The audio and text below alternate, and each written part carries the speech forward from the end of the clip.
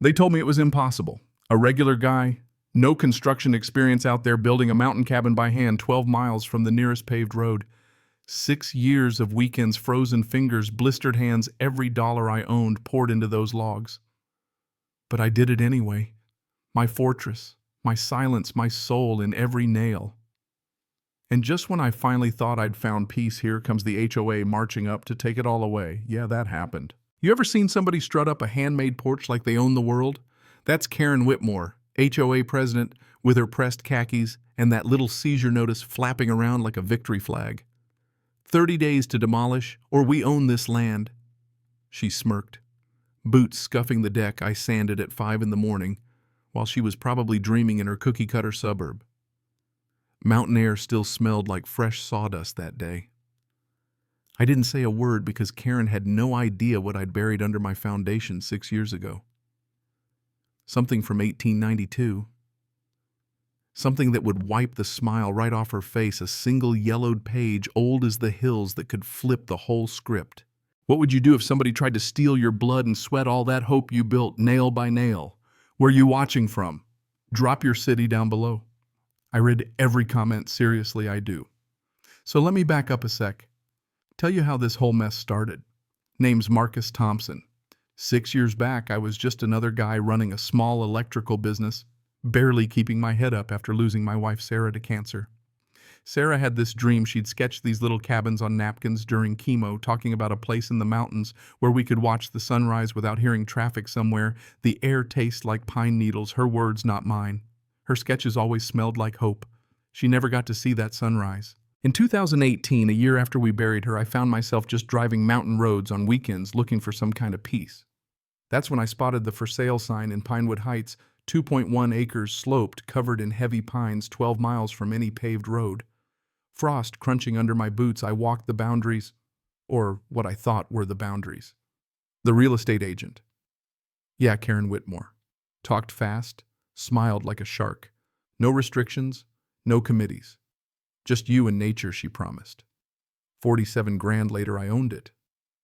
Unrestricted mountain property, Karen said with a little smirk on blue collar that still makes me laugh now. For the next 6 years, every Friday night, I'd drive up with a thermos of coffee and a heart full of stubborn. The silence was so deep, you could hear your heartbeat. Cleared the spot for the foundation, right where Sarah had drawn it facing east for the sunrise she never got. Learned everything the hard way, YouTube mistakes, cursing more mistakes. Every board cut by hand, every nail driven for her. The neighbors, they thought I was nuts, but they didn't see what I saw. Elena Rodriguez, 2 lots over. She's an elderly widow, used to bring homemade tamales wrapped in kitchen towels. Warm as her smile. Tom Bradley, a disabled vet, stopped by to admire my work-share coffee tell stories. By year 6, I'm putting on the last touches, Sarah's favorite copper pulls on the kitchen drawers she'd sketched. And that's when Karen came back. This time she wasn't just a real estate agent, she was HOA president and meaner. She climbed out of her BMW clipboard in hand like a weapon. Mr. Thompson, we need to discuss your illegal structure. Illegal, I asked, wiping sawdust off my hands. HOA bylaws require architectural committee approval for structures over $250,000. Yours appraised at $285,000. 45 days to demolish, or we seize it for community use. I stared at her copper taste in my mouth. HOA. This was unrestricted when I bought it. Karen's smile could freeze hell. Things change, Mr. Thompson. People like you need to understand there are rules in civilized communities. Next week, I get a certified letter, $1,000 a day in fines, starting immediately, for a cabin built on my own land with county permits. I called the lawyer on the letterhead, sounded like he charged by the syllable. HOA incorporation supersedes previous land use assumptions. Good day. Click. Day 7, $7,000. Day 14, $14,000. The fine's stacking up like firewood, but the fire's not mine. At the next community meeting, Karen painted me as the menace. When people ignore community standards, chaos follows, she said, showing blown-up photos of my place, making it sound like I was building a meth lab instead of a cabin. That's when Elena pulled me aside, handshaking as she poured coffee. Marcus, I need to show you something. She opened a folder, photos, paperwork, all kinds of evidence. Turns out huge homes went up after the so-called HOA rules with no approvals. Karen's brother, best friend, husband's business partner, all got passes, no fines, no harassment. She targets people she thinks will fold, Elena whispered. 12 families over 5 years, all working people, all squeezed out. That weekend, I drove around documenting every house built since the rules saw the pattern clear as day. It was selective enforcement, which I'd learned was just discrimination with a clipboard. So I filed a complaint with the State Fair Housing Authority targeting blue-collar families protecting wealthy insiders. Monday morning, Karen arrives with Dale Whitmore, her cousin, and the county inspector. Emergency safety inspection, he says, inventing violations. Red tagging my place, making it uninhabitable. But while he's inside, I'm outside filming everything on my phone, license plates, conversations, proof. Then comes the next escalation. Lien notice hits my townhouse, threatening to take it over these fines. Called my insurance thinking I should be responsible. Huge mistake. We're reviewing your policy due to ongoing litigation exposure, the agent says. Mountain wind structures under legal dispute are a significant risk. Lose insurance, lose my electrician's license, lose my livelihood. Karen was coming for my whole life. But then Elena called again. Marcus, Karen's contractor husband, owns 40% of your insurance company. This isn't random, it's coordinated. Every family Karen targeted lost their coverage first, then lost the legal battle. Sophisticated legal and deadly efficient. That morning, I see a professional surveyor on my property taking detailed measurements. Caught him, he's got paperwork for Whitmore Development LLC full of site plans.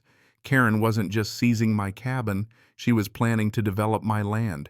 I called Jake Rothschild, an independent surveyor.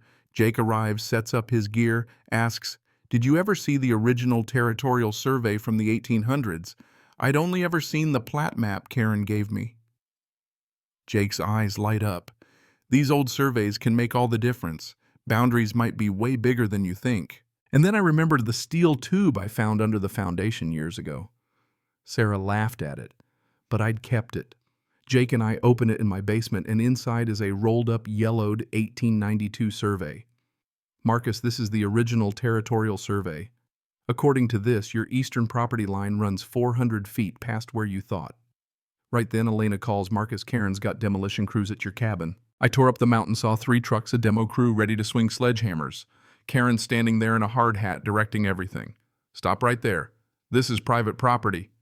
Not anymore, Karen says, waving legal papers. Your cabin is now community property. Crew boss steps forward. We're here to make it safe. That's when I play my hand. Before you touch anything, you should know about some new property information. Karen laughs it off. We've had professional surveys, Mr. Thompson.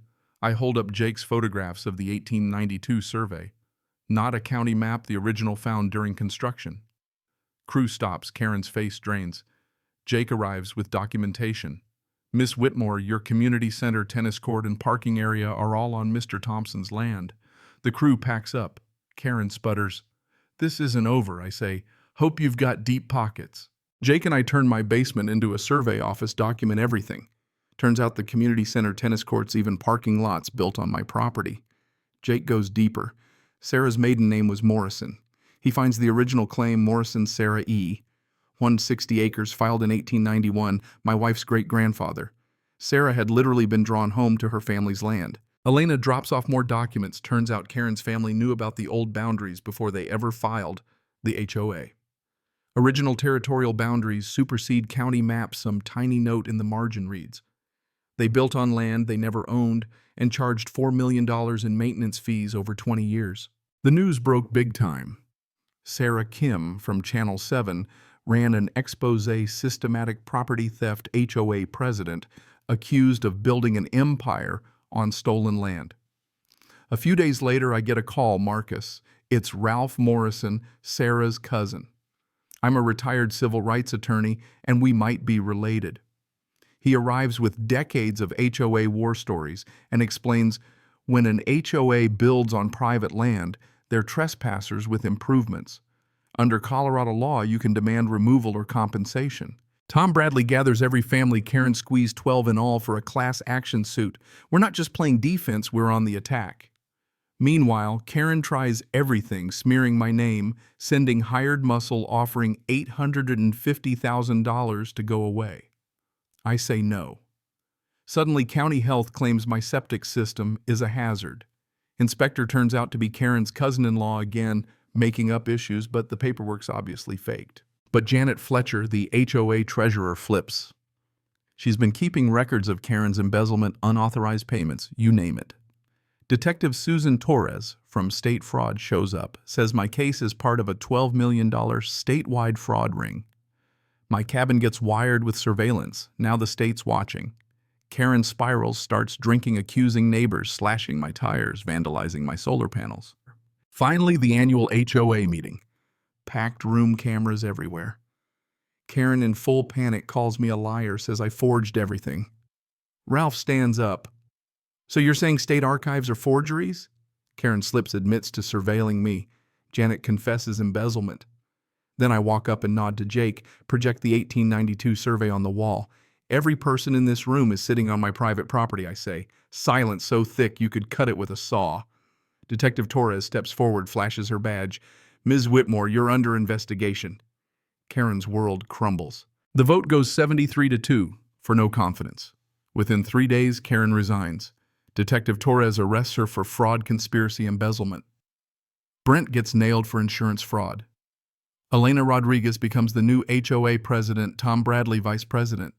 They clean house, apologize, pay my legal costs, and buy the land under the community center for $340,000, which I used to start Sarah's Workshop Foundation. Now that old warehouse is a place where veterans, single moms, and folks down on their luck learn trades for free.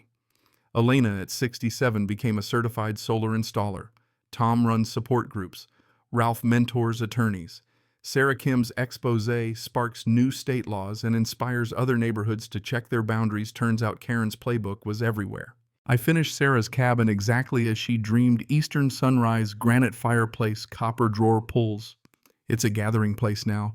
Tamale nights, veteran meetings, neighbors who finally feel free.